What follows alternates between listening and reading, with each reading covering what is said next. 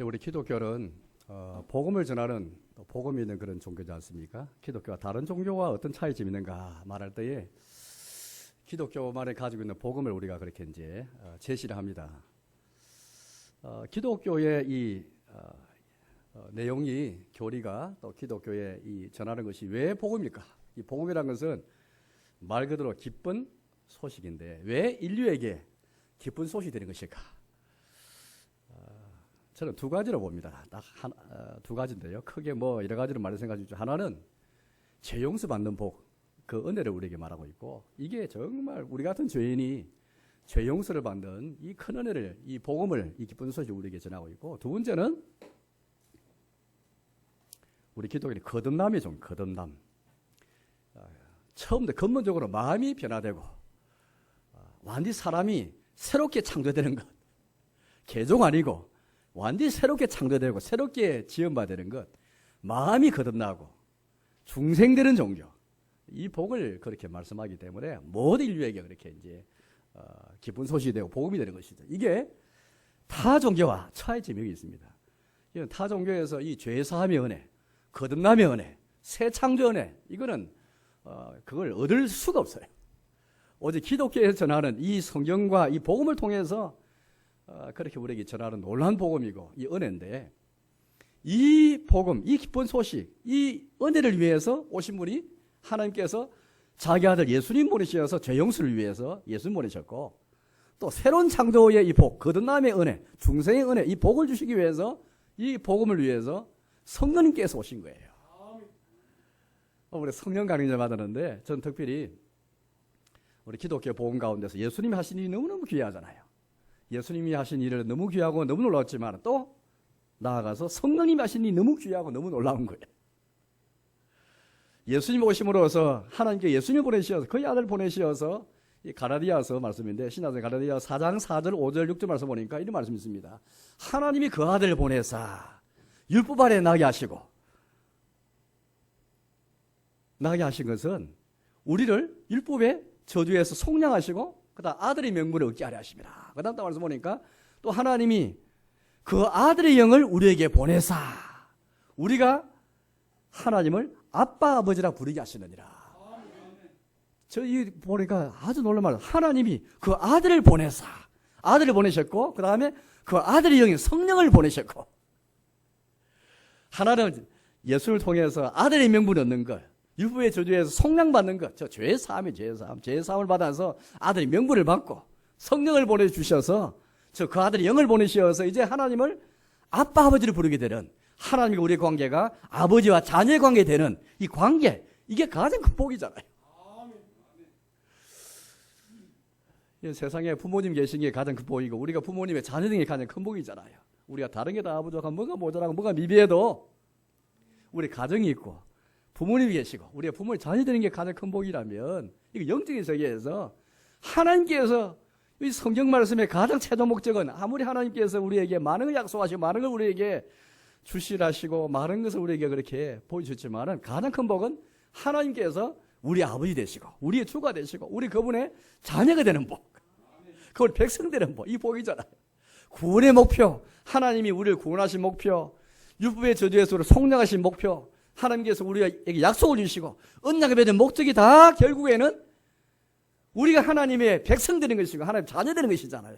하나님을 아빠 아버지를 부르게 되는 것인데, 이건 성령님을 가능한 것인데, 오늘 저는 이 설교를 통해서 기독교가 다종교와 다른 이 두 가지, 이 복음 두 가지인데, 하나는 하나님이 그 아들 예수님 보내셔서 우리를 죄 용서해 주시고, 또 하나님이 그 아들의 영 성령 보내주셔서 아빠 아버지를 부르게 된 것, 마음이 거듭나고 중생되는 것, 이게 우리에게 복을 말씀하십니다. 그 이유가 뭘까? 우리 사람은 성경의 진단은 그렇습니다. 성경은 진단은 우리 사람의 모든 문제는요, 경제가 아닙니다. 경제. 이전에 클린턴 대통령이 대통령 선거운동하면서 낸 그 구호를 기억할지 모르겠습니다. 바보야, 문제는 경제야. 이게 클린턴 내세워서 대통령 당선됐잖아요. 저는 이걸 좀 더 바꾸어서, 바보야, 문제는 경제가 아니고 저 북한 핵 문제가 아니고, 물론 북핵이나 경제가 우리 삶에 중요한 그런 여러 가지 위치를 차지하고 있죠. 그것 때문에 힘들어하고 그때 고통당하고 또 언젠가 우리가 이 모든 장애 없어져야 되는데, 저는 더 근본적인 문제를 말할 때 북한의 북핵도 근본적 문제도 아니고 경제도 아닙니다. 항상 경제는 늘 어려웠죠. 지금 북핵이지만 항상 우리나라만 보더라도 항상 외국의 침략을 받아왔고 늘 전쟁 위협이 끊이지 않았잖아요. 지금도 미국과 중국이 무역 전쟁하고 있지 않습니까? 그 틈에 우리가 지금 많은 어려움을 겪고 있지 않습니까? 문제는 북한 핵도 아니고 경제도 아니고 가장 큰 문제는 바보야. 성경이 우리에게 말한 것은 어리석은 인간들아. 진짜 문제는 어디 있느냐? 사람의 마음이다, 마음. 우리 예레미야서 우리가 37장 읽었지만 우리가 잘 아는 말씀이 있죠. 예레미야 17장 말씀 보니까 만물보다 거짓되고 심히 부패한 것은 뭐라고요? 예, 사람의 마음이라. 누가 능히 이를 알리오마는, 그렇게 말합니다. 누가 능히 이를 알리오마는. 예, 만물보다 거짓되고 심히 부패한 것은 사람의 마음이라. 누가 능히 이를 알리오마는. 하나님이 우리 심장을 살피시고 우리의 폐부를 시험하실 때에 누구도 여기에서 죄인이 아닌 사람이 없고 거짓된 우리의 마음, 가장 부패한 우리 마음이 드러날 수밖에 없는 것이죠. 제가 얼마 전에 제가 말씀드렸죠. 제가 그리스 로마 고전을 요즘 최근에 많이 심취해가지고 읽고 있다고 말씀드렸는데, 재미있는 또 하나의 에세이를 읽었습니다. 영웅전을 지은 사람이 1600년 전에 플루타르코스라는 사람이 있었는데, 제가 어릴 때는 이제 플루타르코스가 플루타르크 해가지고 영웅전 했거든요. 아마 그게 이제 일본식 발음 같아 보는 거예요. 진짜 이름은 플루타르코스라는 사람이 1600년 전 사람이 그리스 사람인데, 이 사람이 영웅전도 지어가지고 저도 최근에 영웅전 읽으면서 알렉산더 대왕 또 카이사르 이 로마의 그런 위대한 그 사람에 대한 정기를 다 정기전입니다. 참 읽고 감명을 많이 받았습니다. 근데 플루타르코스가 영웅전만 지은 게 아니고 동물에게도 이성이 있는가라는 에세이를 지었어요. 너무너무 재밌게 읽었고, 자, 그거 읽고 나서 저도 개에 대해서 참 생각을 많이 바꾸었습니다.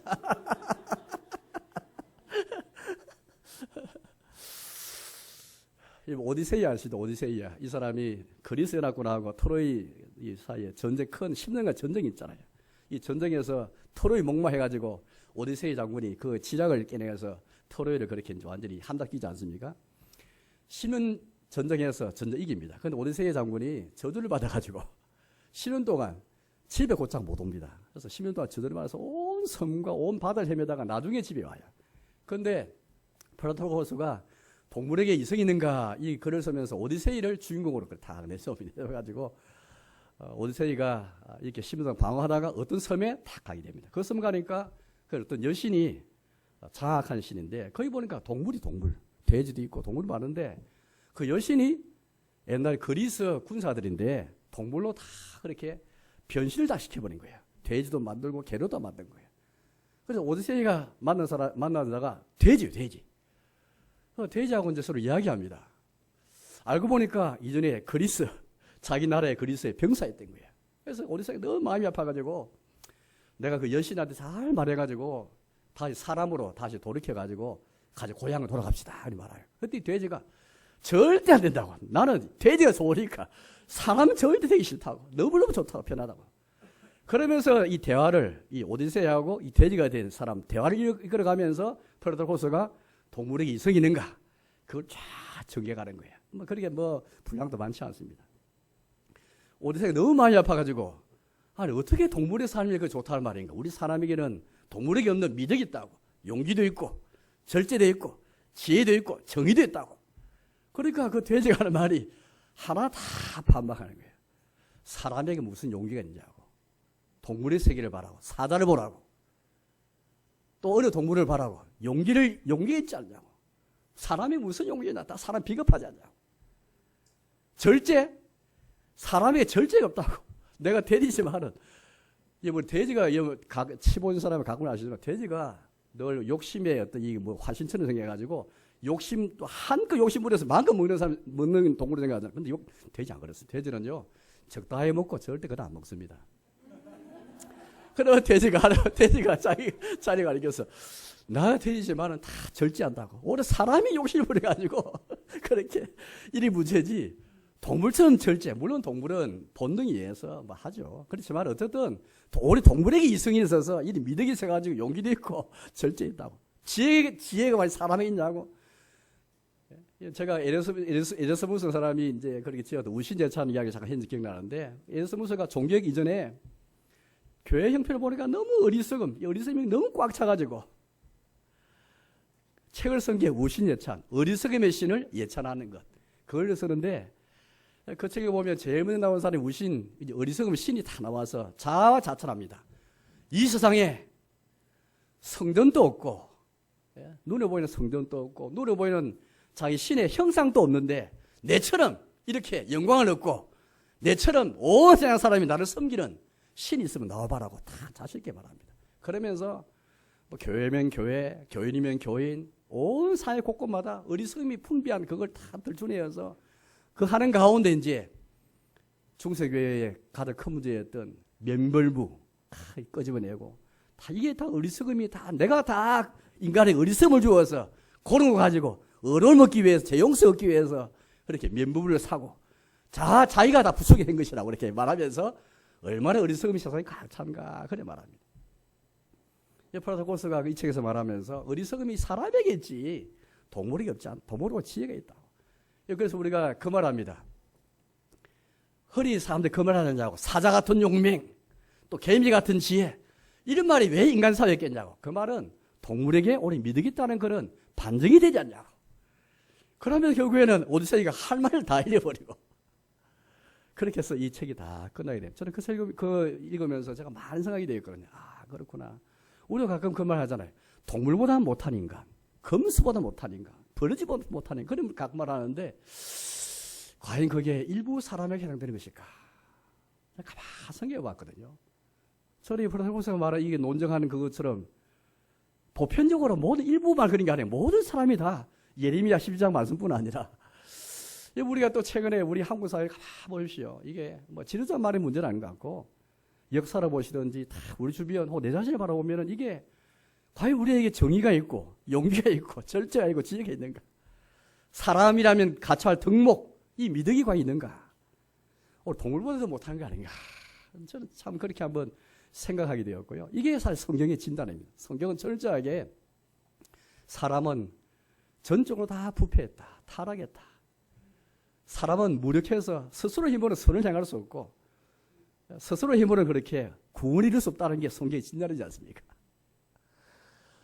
저는 이 프라토코스의 짧은 글을 읽으면서도 생각이 되었고, 오늘 말씀 준비하면서는 뼈들이 다 그걸 한번 느끼게 되었어요. 아, 왜 이처럼 우리에게 성경을 우리에게 이 복음, 왜 그렇게 거듭남의 이 은혜, 중생연들의 말, 마음의 변화, 새 창조연의 말, 이걸 왜 복음을 말씀하실까? 왜 사람의 스스로 이룰 수 없을까? 왜 사람은 스스로 선을 행할 수 없고 뭔가 새롭게 뭘 창조할 수 있을 만큼 뭔가 이거 되지 않는 것일까? 또 사람이 왜 죄 용서를 받아야 되는 것일까? 성경의 진짜 진단, 사람은 철저하게 타락했다, 부패했다, 동물보다 못한 인생을 생각한다면, 아, 성경의 처방이, 그래서 성경 우리에게 복음을 하나는 죄 사함의 은혜, 죄 사함의 복, 또 하나 건담의 복, 일 주시구나, 마음 편할 주시구나. 오늘 성경은 이 새 언약에 대해서 말씀하는 그런 성경이거든요. 이 새 언약, 지금까지 언약에 대해 쭉 설교하는데, 오늘 보니까 예레미야 31장 말씀 보니까 그런 말씀이 있습니다. 3절 말씀 보니까 그런 말씀이 있죠. 31절에 먼저 말씀이 나오는 31절을 다시 보겠습니다. 31절 예레미야 31장 31절 여호와의 말씀이니라. 보라, 날이 이르리니 내가 이스라엘 집과 유다 집에 새 언약을 맺으리라. 새 언약을 맺으리라. 지금 우리가 언약을 쭉 살펴보았는데 이전 언약과는 전혀 다른 차원의 새 언약을 내가 그렇게 맺겠다, 그런 말씀하시는 거예요. 저는 지금까지 여러분들 주전 2000년에 모세를 통해서, 처음에 아브라함을 통해서 2000년에 언약을 보았고, 또 500년 뒤 1500년에 모세를 통해서 언약 주신 것을 보았고, 주전 1000년에 다윗을 통해 주신 언약을 보았는데요. 이제는 예수님 오시기 바로 500년 전, 500년 전에 새 언약을 그렇게 하나님이 선지자를 통해서 딱 말씀하신 거예요. 오늘 예레미야, 에스겔 두 곳을 읽었지만은 예레미야 선지자나 에스겔 두 사람뿐 아니라 사실 보면은 호세아 선지자, 미가 선지자, 많은 그 당시 선지자들이 이 새 시대 도저히 인간이 너무너무 안 돼, 너무 타락하고 부패해가지고 이제 언약을 이룰 수 없는 거예요. 아브라함 주신 언약을 이루는 것이나 모세를 통해서 하나님이 십계명 율법을 주셨는데 하나님 법을 주셔가지고 이걸 통해 제상나라로 그렇게 이루라고 말씀하시는데 이 언약을 받았지만 이 언약을 통해서 하나님이 특별히 사랑 언약을 통해서 남편과 아내의 언약 관계를 주셨다 할지라도 이걸 이루어낼 수 없는 거예요.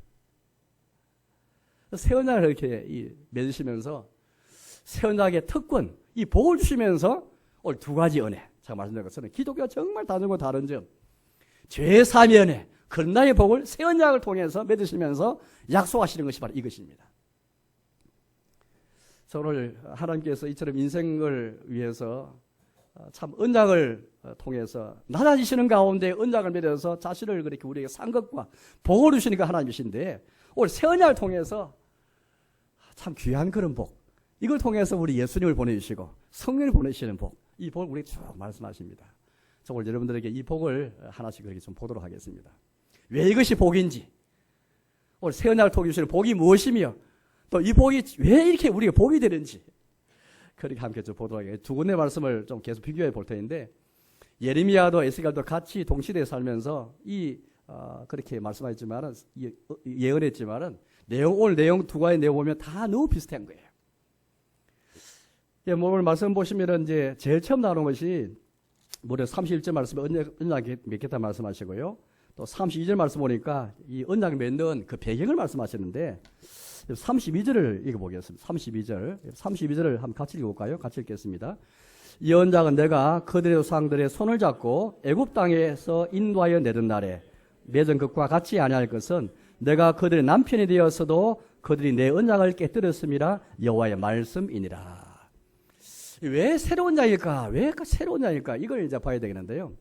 그것은 이전 언약이 줄 수 없는 것을 주기 때문에 그렇습니다. 이전 언약에서는 아브라함 언약이나 모세 언약이나 다윗 언약을 통해서 줄 수 없는 것을 오늘 언약을 통해 주시거든요. 그게 대표적인 게 죄 사함 그런 은혜인데 또 하나는 이 언약의 새 언약의 중보자는 이 모세 언약, 시내사 언약의 중보자는 모세였지 않습니까? 그런데 이제 새 언약의 중보자는 누구예요? 우리의 그리스도시잖아요. 그리스도. 더 좋은 언약의 중보자 예수님 그리스도가 중보자이시기 때문에 하나님의 아들이시면서 참 하나님이시면서 참 사랑하신 이분이 바로 예수님이 바로 이 언약의 중보자이시기 때문에 앞에 언약과는 비교할 수가 없는 거예요. 본질적으로 달라요. 본질적으로. 이 언약들이 줄 수 없는 건 이 죄사함 그런 은혜를 줄 뿐 아니라 이 중보자가 예수 그리스도이시기 때문에 그렇고 세 번째는 이 세 언약은 영원하기 때문에 영원하기 때문이죠.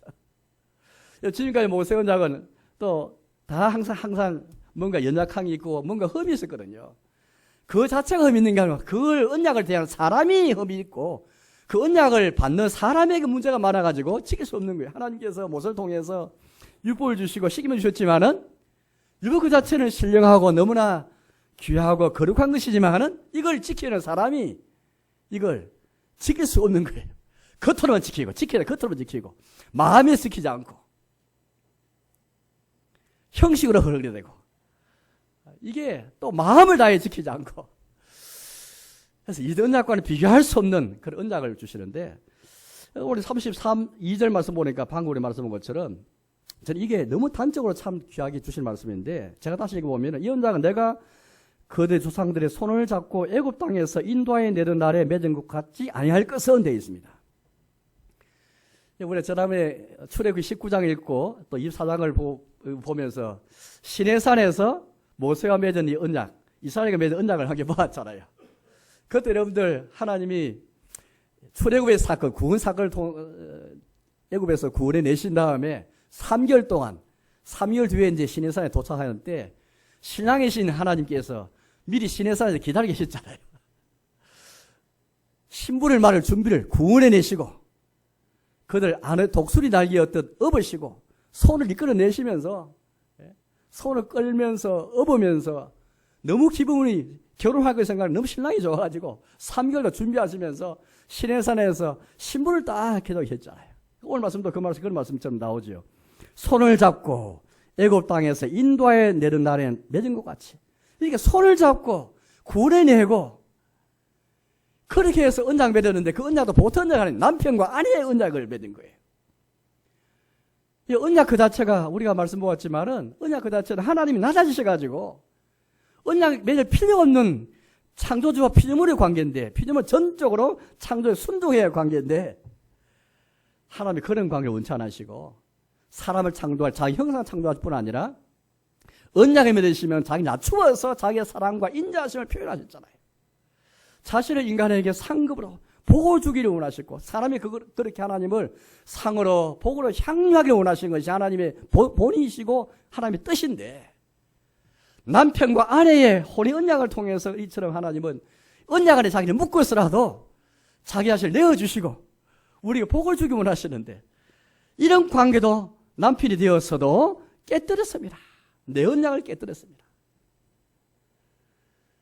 율법 자체나 십계명 자체가 문제 있는 게 아니고 이걸 대하는 사람이 너무 타락한 거예요. 결혼 언약 속에서 남편과의 관계 속에 십계명은 어찌 되겠습니까? 정말 사랑의 마음으로 진실로 그렇게 십계명 지켜야 되는데 이후에 이스라엘 백성 역사를 쭉 보니까 마음을 다해 지키지 않고 십계명 노골적으로 깨는 사람도 깨기도 하고 때로는 요시아를 통해서 개혁이 일어나기도 하고 히스야 왕을 통해 개혁이 일어났지만 다 개혁도 실패로 다 돌아가 버리고 또 지키는 자도 있지만 다 마음에 스포 지키지 않고 마음에 율법을 새겨서 지켜야 되는데 돌판에 새길 뿐만 그렇게 이들이 바라보았지 이 마음의 이 자기의 속과 마음의 법을 새겨가지고 마음을 다하여 지키는 그런 순종이 없었거든요. 그래서 하나님께서 이 첫 언약, 이 언약이 그렇게 이것으로 안 된다 생각하시고 이제 새 언약을 이렇게 맺는 거예요. 쉽게 말하면 사람의 전적인 타락과 부패 때문에 하나님이 그렇게 이제 새 언약에 을 맺으시면서 이 복을 허락하시는 것이거든요. 이거는 지금도 모든 인류에게 다 해당되는 것이잖아요. 오늘 우리 천주교를 보시죠. 천주교는 우리 개신교와 다른 게 여러 개 있지만 그중 한 가지 뭐냐니까 천주교는 지금도 아직까지도 사람이 철저하게 전적 타락했다 부패했다고 소리 안 믿습니다. 여전히 사람은 부패를 하긴 했는데 그래도 여전히 사람은 일부 뭔가 선을 행할 수 있고 뭔가 스스로의 자력으로 뭔가 구원에 이룰 수 있다고 생각하거든요. 그래서 우리하고 좀 다른 게 너무 좀 많아요. 우리 개신교 중에서 우리 특히 장로교의 신앙 가운데 제일 중요한 것은 이것입니다. 다른 교파와 다른 교단과 뭐가 다른가 말할 때 우리의 신앙 도서는 뭐가 다르다 말할 때 여러 개 있지만 그중 한 가지 무엇입니까? 사람의 철저한 타락, 철저한 부패. 그래서 오직 은혜, 하나님의 오직 은혜가 아니고 우리는 중생인을 수 없고 하나님의 은을 입을 힘일 수 없는 것이죠. 이게 성경의 진단이고 우리가 그래서 성경을 그렇게 바라보고 있는 것입니다. 이런 배경 속에서 하나님이 새 언약을 맺고 새 언약을 통해서 복을 약속하시는데 첫째 복이 뭐냐? 오늘 성경에는 제일 마지막 나와 있지만은 이 사실 제일 중요한 복인데요. 34절 말씀을 보겠습니다. 34절을 예레미야 31장 34절 말씀인데 한번 같이 보겠습니다. 같이 읽겠습니다. 그들이 다시는 각기 이웃과 형제를 가르쳐 이르기를 너는 여호와를 알라 하지 아니하리니 이런 작은 자로부터 큰 자까지 다 나를 알기 때문이라. 내가 그들의 악행을 사하고 다시는 그 죄를 기억하지 아니하리라. 여호와의 말씀이니라. 오늘 31장에 나온 복을 네 가지로 말하면 제일 먼저 나오는 복이 이제 절 보면 제일 먼저 이것입니다. 3절 말씀 보시면은 이 말씀이거든요. 나의 법을 그들의 속에 두고 그들의 마음에 기록하여. 이게 첫째 복이고 두 번째 복은 내가 그들의 하나님이 되고 그들 내 백성이 되는 것 두 번째 복이고 세 번째 복은 34절 상반에 나와 있는 것. 다시는 각기 이웃과 형제를 가르쳐 이르기를 너는 여호와를 알라 하지 아니하리니. 왜냐니까 작은 자 큰 자가 다 하나님을 다 알기 때문에 하나님 아는 복을 주시고요. 네 번째가 뭐냐니까 내가 그들 악행을 사하고 다시는 그 죄를 기억하지 아니하리라. 이 네 번째 복이 그렇게 제일 마지막에 나오는데 그러나 우리가 이제 히브리어 5문 성경을 보시면은 아주 흥미로운 게 있습니다. 그게 뭐냐니까 우리말 성경에 잘 이런 게 번역인데 접속사라 이런 게 번역 잘 안 된 게 많은데 이 34절 중간에 보시면 내가 그들의 악행을 사하고 했을 때 그 내가 앞에 보면은 왜냐하면 말이 빠졌어. 우리 한글 성경에 앞에 세 가지 복은요 제일 마지막 나왔지만 이 복 이것 때문에 세 가지 복을 받는 거예요. 그래서 우리의 논리에 의하면 제일 마지막 나온 이 복이 제일 첫째 복입니다. 왜냐하면 내가 그들의 악행을 사하고 다시는 그 죄를 기억하지 아니하기 때문에 하나님이 그들의 마음과 그들의 속에 자기의 법을 기록하는 복을 주시고 두 번째 하나님 우리 하나님 되시고 우리가 그분을 백성들의 복을 주시고 세 번째는 하나님 아는 복을 주시는 거예요. 우리 죄 용서받지 못하면, 우리 악행이 사함받지 못하면, 하나님 우리 죄를 기억하지 아니하는 이 복이 없으면은 이 세 가지 복을 이룰 수가 없습니다. 제일 먼저 나오는 복이거든요. 에스겔 말씀 한번 보죠. 에스겔 말씀. 예레미야 31장은 그대로 두고 에스겔 36장 말씀 보시면은 아까 22절부터 보시면 이런 말씀 나오지 않습니까? 먼저 24절 말씀 보시면은 25절 말씀 보시면 25절 이런 말씀이 있습니다. 에스겔 36장 25절 말씀 보니까 25, 26절 말씀 읽어볼까요? 25, 26절을 같이 읽겠습니다. 맑은 물을 너희에게 뿌려서 너희로 정결하게 하되 곧 너희 모든 더러운 것에서와 모든 우상 숭배에서 너희를 정결하게 할 것이며 또 새 영을 너희 속에 두고 새 마음을 너희에게 주되 너 육신에서 굳은 마음을 제거하고 부드러운 마음을 줄 것이며. 이 보니까 25절에 더러운 것에서 이 정결이라는 말이 딱 눈에 띄어요. 정결. 그러니까 죄 사함 받는 게 정결. 우리 죄를 용서받고 우리의 마음에 정결하는 복을 먼저 받아야, 물론 그 당시 하나님은 제사 제도를 통해서 동물을 피를 뿌려서 제사 지내면 우리에게 정결과 제삼 주시잖아요. 그러나 그걸 안 된다는 거예요. 왜냐하면 동물 피를 뿌려서 제사 지낼 때 사람은 자기가 기억나는 죄밖에 고백할 수 없고 그 고백하는 죄밖에 용서받지 못하는 거예요. 또 그런 매번마다 성전에 가서 성소에 들어가서 동물을 죽여야 되고 제사 드려야 되고, 그럼 내가 고백 안 하고 내가 인지 못한 죄는 고백할 수도 없고, 그러면 그 죄는 용서받지도 못하는 거죠. 매번마다 어떻게 죄를 다 기억해서 어떻게 다 이러면 제 고백하면 동물을 희생할 수 있겠습니까? 말도 안 되는 이야기죠. 그러나 하나님은 그런 식으로도 하나님께서 죄 용서기를 허락하셨는데 이제 그것으로 한계했다는 것이죠.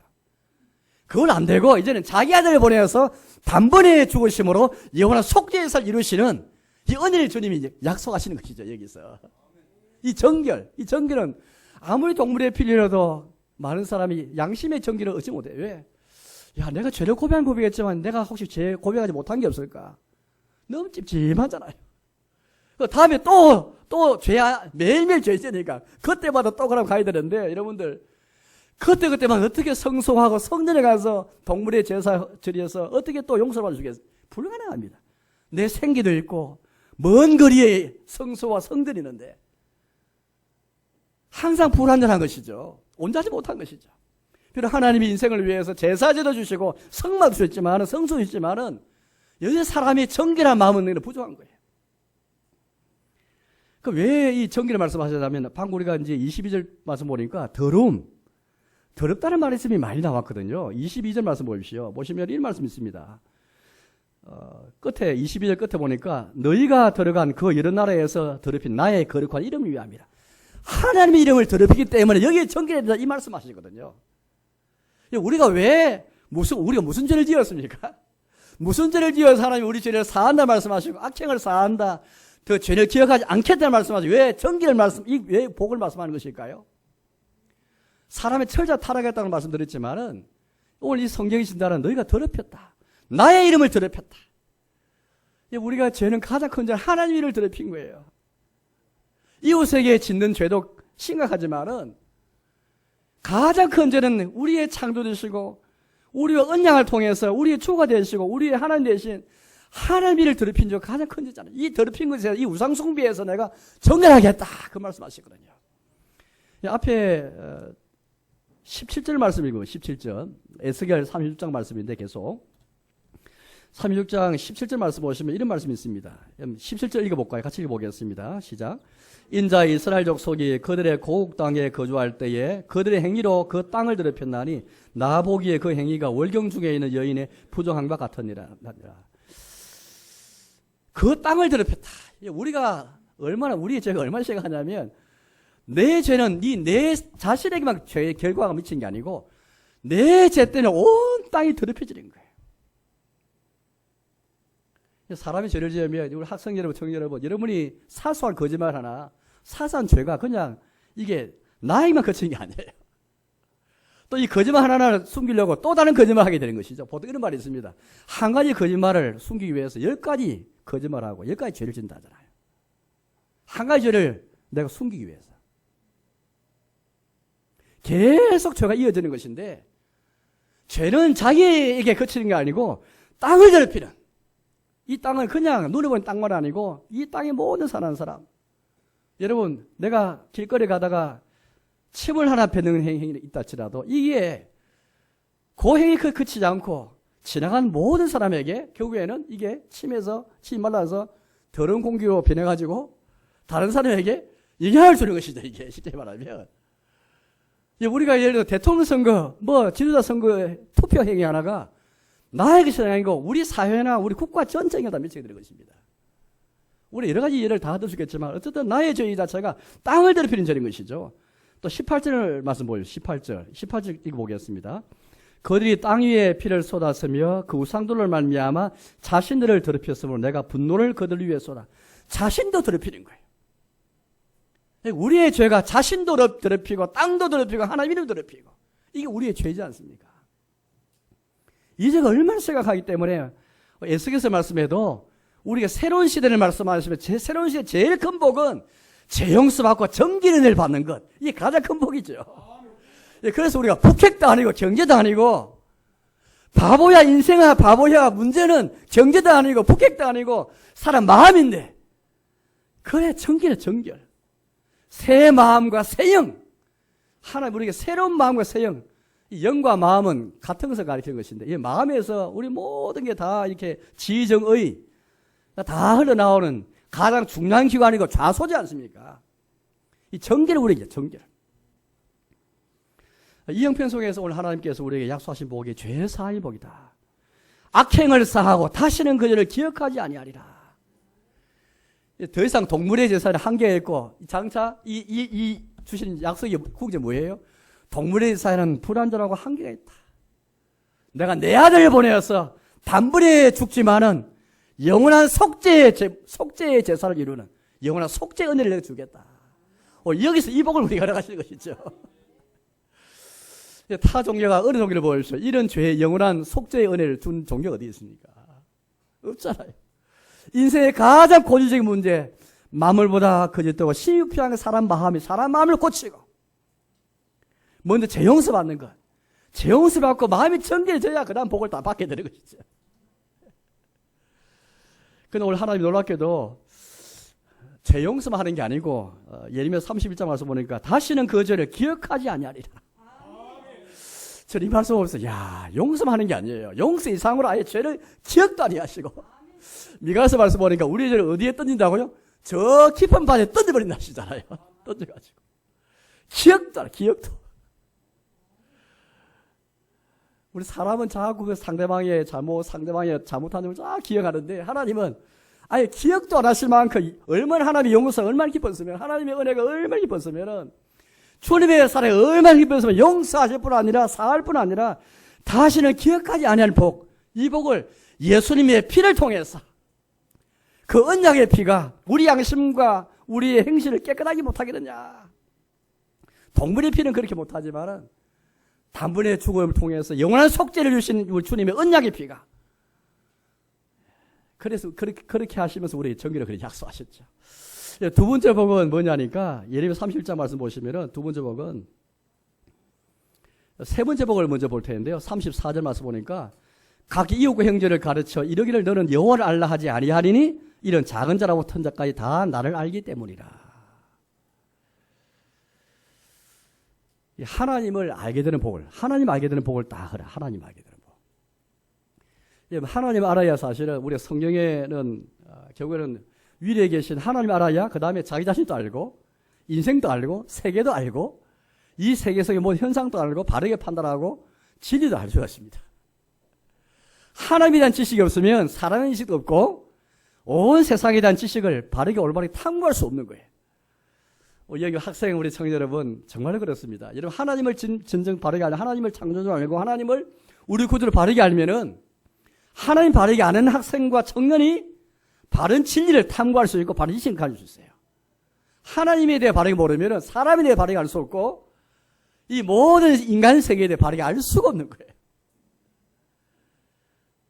아무리 과학을 탐구하다 과학이 그거 되는 게 아니죠. 저랑 우리가 성령 교수님 와서 결국 우리가 많은 거 우리가 과학책도 읽고 다 읽을 수 있지만 그러나 그거 전제는 하나님 알면, 창조 하나님 알고, 하나님의 그 역사, 하나님의 우리 은혜를 알고, 하나님 말씀을 알면은, 그런 과학적 두렵지 않다고. 예. 뭐, 블랙홀을 뭐 하고, 뭐 저쪽 해도 두려워할 필요가 없다고. 하나님께서 오늘 새 언약을 통해 주시는 복은 이 복입니다. 이 복이 얼마나 큰 복이냐면, 작은 자부터 큰 자까지 다 하나님 알게 되는 복. 이 하나님 아는 것은 그런 머리만 큰 복이 아니고, 이 하나님 안다는 것은 정말 친밀한, 지역의 친밀함에서 나오는 아는 것을 말하거든요. 내가 저 사람 안다 말했을 때에 소문 들어서 아는 수가 있고, 그죠? 그래서 내가 사귀어서 경험을 통해서 아는 것, 그런 이 암을 우리에게 말해주고 있습니다. 하나님을 얼마나 우리가 많이 알아야 할까요? 오늘 하나님께서 이 새 언약의 복 중에 두 번째 복이 뭐냐니까, 진짜 하나님 알게 되는, 진정을 하나님 알게 되는 그 복을 다 우리에게 말씀해 주셨어요. 호세아 선지자가 뭐라 말씀해서 이 백성이 나에 대한 지식이 없으므로 이 백성이 망한도다, 그런 말씀을 했잖아요. 하나님에 대한 지식이 없으니까 백성들이 망하는 거죠. 우리의 문제는 다른 게 문제가 아닙니다. 하나님 알지 못하고, 하나님 알지 못하는 세상에 대해서도 모르고, 사람에서 모르고, 진리를 모르니 거기서다가 이 큰 문제고, 여기서다가 모든 죄가 다 시작되는 것이죠. 세 번째 복은 두 번째 나를 보고 볼 텐데, 33절 말씀 보니까, 내가 나의 법을 그들 속에 두며 그들의 마음에 기록하여, 이 복입니다. 아까 말씀을 보았지만은, 나의 법, 하나님의 법을 우리의 속에 두고 우리의 마음에 기록하는 것. 이스라엘 백성이 십계명 율법을 받았지만은 그들 마음에 기록 못했잖아요. 예. 돌판에 새겨진 것으로 만족하고, 우리에게는 십계명이 있다, 우리 하나님의 법이 있다, 하나님의 언약이 있다, 이렇게만 자랑만 했지, 자기 속에 이렇게 법을 기록하지 못하고, 이 말은 무슨 말이에요? 마음에서도 하나님의 법을 순종 못한 거지요. 겉으로는 다 순종하는 거예요. 이게 얼마나 큰 법이에요, 큰 법. 이거 우리의 속을 바꾸고 마음을 바꾸고, 이 거듭남, 내가 너의 속을 바꾸겠다, 너의 마음을 새롭게 창조하겠다, 이 말씀이거든요. 얼마 전에 우리가 요한복음 3장 니고데모 말씀 우리 함께 보았지 않습니까? 니고데모에게 사람이 거듭나지 아니하면, 저 위에서도 나지 아니하면, 다시 나지 아니하면, 중생하지 아니하면 하나님 나라에 들어갈 수도 없고 볼 수 없다, 그렇게 말씀하시는데, 바리새인이었던 또 공의원이었던 니고데모가 이 말씀 깨우치지 못했잖아요. 다시 어머니 배에 들어가야 됩니까? 그렇게 말했죠. 우리는 알고 있습니다. 사람이 거듭나는 것, 이게 진짜 하나님의 처방인데, 이건 사람이면 안 되는 거예요. 그냥 사람이 좀 뭐 고치고 개선하고 개조가 되는 게 아니고, 속이 바뀌어야 되고, 아니 하나님이 철저히 우리 마음에 자기 법을 기록하는 이 복을 주셔야 사람이 법을 지킬 수 있고 순종할 수 있지. 마음에서부터 하나님의 법을 정말 사모하고, 마음에서부터 하나님의 법을 절구할 수 있는 것, 다윗이 시편 119편에서 고백한 것처럼 이 복은 하나님이 새 언약을 통해 주시는 복이거든요. 이거 구약시대에 이 복이 있었지만, 구약시대 이 복은 일부 사람에게만 제한되어 있었습니다. 근데 새 언약의 복을 주신다는 것은 모든 사람에게, 유대인뿐 아니라 모든 사람이 다 보편적으로 해당되는 말씀이거든요. 우리 여러분, 우리 부모님 여러분, 우리 아이들이 키울 때, 우리 자신도 다 마찬가지지만은, 겉으로만 부모님을 말씀하시고 겉으로만 자 흉내내고 신흉내는 그런 아이를 키우시랍니까? 아니잖아요. 속에서부터 정말 부모를 사랑하고 부모를 공경하고, 우리 하나님의 자녀가 된다 할지라도 진짜 하나님의 자녀가 되는 복은 뭐가 되면 하나님을 알고 하나님의 우리 속에 기록되는 복을 받아야 진짜 하나님 백성이 되고 하나님 아빠 아버지의 복을 누리게 되는 것이지, 우리가 교회 예배당에 와서 하나님 아빠 아버지 부르게 되지만 진짜 하나님을 알지 못하는 가운데 이 복을 누리지 못하고, 우리의 속에 하나님의 법이 기록되는 가운데서 마음에서부터 하나님의 법을 사랑한 나머지 하나님 아버지 불러야 이 진짜 복을 누리는 것이거든요. 올해 성령하게 말해서 오늘 새 언약과 성령이신데, 오늘 새 언약의 복을 다 보시면 이게 성령 하나님이 없이는 첫째 복, 죄 사의 복은 예수님을 통해 주시는 복이지만은 마음의 두 번째, 세 번째, 네 번째 복은 다 성령이 통해 주시는 복이거든요. 마음의 변화, 마음의 거듭남. 우리 웨스트민스터 신앙 고백서 보시면 사람의 상태에 대해서 자유의지와 관계에서 네 가지 상태를 말합니다.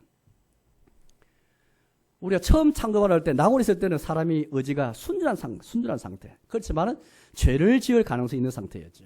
두 번째 상태는 사람이 범죄해가지고 이제는 죄를 사람이 행하는 게 다 죄예요. 죄를 짓지 않을 수 없는 상태. 세 번째는 예수님을 통해서 죄 용서받고 이제는 은혜가 들어와서 죄를 안 지을 수 있는 상태, 안 지을 수 있는 가능성이 조금 주어진 거예요. 지금 우리 은혜 상태에 있는 겁니다. 네 번째는 영광의 상태. 그때는 죄도 없고 하늘나라 영광의 상태를 있게 되고 이 내가 상태를 다 우리 말하고 있거든요. 이 내가 상태를 말하면서 이것 때문에 여러분들 우리 종교학과 루터가 이런 말을 했습니다. 우리의 자유의지는 노예가 가진 자유의지와 같다. 고대 시대나 중세에 보더라도 노예에게 자유의지가 있습니까? 노예에게 자유가 없잖아. 자기 마음대로 뭘 하고 싶은 게 없습니다. 시키면 시킨 대로 해야 되고 죽으라면 죽는 신혼가에 내야 하는 게 노예잖아요. 이게 죄의 상태에 있는 사람의 자유와 똑같다. 아무리 사람이 선을 행하고 물론 이 인간의 관점에 사회적 관점에서 선이라는 것은 하고 하나님 보시는 선과 너무 다릅니다. 왜? 아까 우리가 예미야 12절 말씀한 것처럼 심장을 살피시고 폐부를 시험하신 하나님들이 볼 때는 죄하는 게 없거든요. 사람 보기에는 정의도 있고 선도 있지만은 성경은 그런 선을 말하고 있지 않습니다. 예수님께서 말씀하시기를 너희가 마음으로 형제를 미워해도 그것도 살인한 것이다 말씀한 만큼 마음으로 짓는 죄도 큰 죄거든요. 루터가 성경을 통해서 뭘 강조했습니까? 사람의 의지는 사람의 자유의지는 죄의 상태의 사람의 자유의지는 노예의 자유의지 같다. 노예는 자유의지가 없습니다. 이처럼 우리 죄인의 상태는 아무리 사람은 선을 행하려도 선을 행하는 게 아니고 다 죄밖에 못 지는 거예요. 다행히 예수님을 통해서 은혜를 받고 이제는 죄에서 해방된 건 아니고 여전히 죄 형벌에서는 우리가 자유 안 받고 정죄받지 않는 은혜를 받았지만은 여전히 죄의 세력은 우리 싸워 나가야 되는데 죄를 짓지 않을 가능성만 우리에게 주어졌을 뿐이지 여전히 죄 가운데 있잖아요. 어쩌든 그래 불구하고 하나님께서 주시는 복은 뭐냐니까 너희의 속과 마음의 내법을 기록하겠다. 이건 이전의 약과 비교할 수 없는 하나님의 복인데 성령을 통해서 우리에게 즉 성령을 통해서 우리의 속에 자기 영과 자기 마음을 두셔서 하나님께 자발적 순종케 하는 우리가 예수 믿고 신앙생활하더라도 때로는 참 기쁨과 자발적으로 예수님 하시는 자발적으로 하나님 뜻에 순종하는 마음이 참 그리 많지 못합니다. 진짜 하나님 즐거워하지 못할 때 많잖아요. 한번 솔직히 말씀 한번 생각해보죠. 정말 우리 하나님 즐거워합니까? 하나님보다 더 좋은 게 많기 때문에 즐거운 게 많잖아요. 또 하나님의 법을 기꺼이 자발적으로 순종하는 마음도 참 우리에게 많이 부족하거든요. 그러나 다행히 하나님께서 우리 은혜 주시는데 우리 새 언약의 복을 주시는데 누굴 통해서 성령을 통해서 이 복을 약속하신 거예요. 에스겔서 말씀 다시 보시면 이런 말씀 나와요. 에스겔서 말씀 보시면은 26절 말씀 보시면 이런 말씀 26절인데요. 36장 26절 같이 보겠습니다. 시작. 또 27절입니다. 죄송합니다. 27절을 보겠습니다. 시작. 또 내 영을 너희 속에 두어 너희로 내 율례를 행하게 하리니 너희가 내 규례를 지켜 행할지니라. 내 영, 하나님이 내 영, 자기 영을 성령을 보내주셔서 너희로 내 율례를 행하게 하리니 너희가 내 규례를 지켜 행할지니라. 예레미야 3절 말씀과 다 같은 말씀이에요. 하나님의 영이 우리 속에 역사해야 우리가 하나님께 순전한 마음을 주시고 성령을 통해서 우리의 새 영과 새 마음이 주어져야 되는 것이지 겉으로만 계속 했어야 되는 게 아닙니다. 속이 바뀌어야 돼. 거듭나야 되지. 그래서 우리가 거듭나기 전에는 우리가 우리 허물과 죄로 우리가 주님께 다 죽은 자들이었잖아요. 죽었다는 것은 뭐 감각도 없고 이해도 없고 아무것도 없는 거잖아요. 우리의 죄와 허물로 다 하나님께 대해서 하나님의 법이 죽었던 자였는데 이제는 예수를 통해서 우리가 살아났고 주님께 살아났고 하나님의 법에 살아났으니까 여전히 죄의 살이 우리를 괴롭히고 있지만 그래도 성령이 역사하셔가지고 주의 법에 순종하셨도록 이 하나님 복, 이 복을 주신 거예요. 마지막 복은 아까 말씀드린 것처럼 다시 예레미야 30장 말씀 들어와가지고요. 33절 말씀 보니까 나는 그들의 하나님이 되고 그들은 내 백성이 될 것이라. 이게 아브라함 언약을 통해서 시내사 언약을 통해서 다윗을 통해 주시는 가장 큰 복이 이것입니다. 하나님 지금까지 아담과 하와를 통해서 낙원에서 곳곳에서 하나님이 사람과 언약을 맺고 사람을 구원하신 목적은 바로 이것이에요. 요한계시록 21장 3절 말씀 보시면 결국 이 복이 요한계시록에 보니까 하나님이 친히 자신이 우리 장막이 되어서 그 장막 안에서 하나님 우리 하나님 되시고 우리 그의 백성 되는 복. 이 복이 새 예루살렘이 이 땅에 임하고 새 천지에 임할 주시는 복으로 우리가 말씀하고 계셔요. 결국 성경 창세도 계시록까지 하나님이 결국 뭘 원하시는 거예요? 낙원을 창설하시고 사람을 지어서 거기 두시면 주시는 목적이나 사람의 범죄에 타락했지만은 인간을 구원하시는 목적이 무엇입니까? 또 사람의 언약을 맺는 목적이 뭡니까? 결국에는 하나님이 우리 하나님 되시고 우리 그분의 백성 되는 복, 그분의 자녀가 되는 복, 하나님 우리 아버지 되는 복이거든요. 그래서 갈라디아 4장 4절 말씀 5절 말씀에 하나님이 아들을 보내시고 성령을 보내셔서 하나님 우리의 아빠 아버지로 부르게 하시느니라. 이만 큰 복이 없습니다. 그래서 따라서 우리 이 큰 복, 하나님 우리 하나님 되시고 하나님 우리가 그 백성 되는 복, 그분의 자녀 되는 복은 그냥 우리가 무심코 아버지라 부르기도 할 수 있지만 또 어려운 당했을 때 부르기도 하지만 그러나 앞에 세 가지 복, 재용서 받고 정결 은혜를 받고 하나님 알게 되어지고 또 하나님 법인 예수 기록되어져서 주께 순종하는 가운데 하나님의 아빠 아버지 부르는 복, 그때 정말 진실한 하나님 우리 관계가 이런 관계가 되는 겁니다. 에녹이 3년 동안 하나님과 동행했고 하나님께서 아브라함을 자기 벗으로 불러주잖아요. 그 우리가 뭘 말씀합니까? 하나님이 언약을 통해서 계속 우리와 친밀하게 원하시고 우리의 사귐은 아버지와 그 아들 예수 그리스도와 함께합니다. 결국 우리의 사귐은 아버지와 함께하는 사귐이고 아들과 함께 사귐, 이 친교, 하나님과 자기 백성 사이의 친교, 이거 우리 이 복을 우리 말씀하시는 거거든요. 사랑하는 여러분, 이제 말씀 맺도록 하겠습니다. 바로 이 새 언약의 복을 이루기 위해서 우리에게 오신 분이 바로 예수님이시고 바로 성령님이십니다. 예수님이 하신 일도 귀하지만 성령님이 하신 일도 참 더 귀한 거예요. 자, 문제는 왜 우리가 새 언약의 복을 못 누리는가? 이게 문제예요. 법이 새 언약의 복을 약속해 죄의 정결, 우리의 마음에 하나님의 법이 기록되는 복, 하나님이 아는 복, 우리가 하나님의 백성되는 복을 약속하시는데 왜 우리가 이거 못 누리는, 왜 이 복을 못 누리는 것일까요? 저는 생각할 때 간단합니다. 하나는 이게 복인지 모르고 살아가는 거예요. 이게 새 언약을 통해 주시는 복인 걸 모르고 살아가고, 두 번째는 왜 못 누리는지 하면은 이 복 주시는 분이 성령님이신데 죄의 용서와 악행을 기억하지 않는 이 복은 예수님 주시는 복이지만 남은 세 가지 복은 성령님을 통해 주시는 복인데 성령님에 대해서 너무 우리가 무시한 거예요. 성령을 구하지 않고 성령을 바라지 않고, 많은 분이 예수님의 십자가, 예수님의 고난, 제가 지난주날 보좌에서 예수님을 이제 설교했는데 한편으로 예수님을 반쪽만 알았다 말할 수 있잖아요. 십자가 예수님, 부활한 예수님을 아는데 하늘에 오르시고 보좌는 예수님을 몰랐다면 예수님을 반쪽만 아는 건데, 또 우리 신앙생활을 가만 보면은 예수님을 우리가 너무 참 귀하게 알고 경배하는데 성령님에 대해서 너무 무지한 것 같아요. 오늘 분명히 하나님이 내 영을 부어주어서 내가 너희로 내 규를 지키게 하겠다 말씀하셨는데 왜 나에게 주를 향한 순종한 마음이 부족합니까? 성령을 사모하지 않아요. 하나님 법이 어떻게 우리 마음에 기록될 수 있습니까? 이 복을 박사하시는데 왜 주시는 복을 왜 못 받습니까? 성령을 통해서 우리가 그렇게 받아야 되는데 성령을 사모하지 않기 때문 같아요. 우리가 새 언약 아래 있으면서도 여전히 우리는 예전 언약의 백성처럼 살아가는 거예요.